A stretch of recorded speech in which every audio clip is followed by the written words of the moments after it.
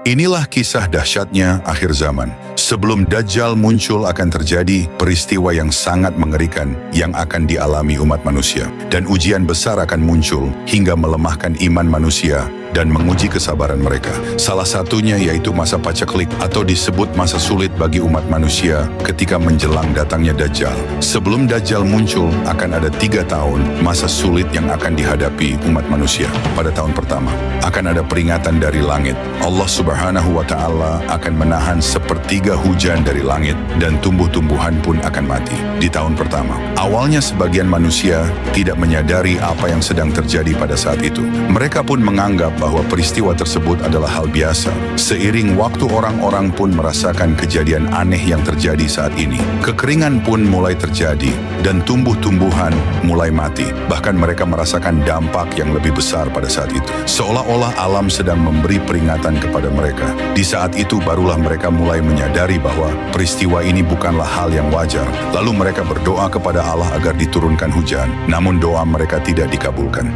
Di tahun kedua, Allah menahan 2/3 hujan hingga tumbuh-tumbuhan pun banyak yang mati. Orang-orang pun berharap langit menurunkan hujan. Namun Allah tetap menahan langit agar tidak menurunkan hujan. Dengan kejadian itu, orang-orang pun mulai panik hingga mereka dihantui rasa ketakutan.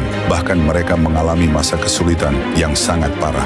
Di tahun ketiga, Allah menahan seluruh hujan dari langit hingga seluruh tumbuh-tumbuhan dan hewan-hewan ternak pun mati, bahkan tidak ada satupun tanaman dan hewan-hewan yang hidup. Saat itu dunia dilanda kehancuran dan kekacauan hebat. Bahkan seluruh umat manusia mengalami kelaparan yang sangat hebat hingga penderitaan yang luar biasa. Namun sebagian umat muslim terus berzikir kepada Allah agar menjadikan kekuatan untuk mereka bertahan secara mental dan emosional.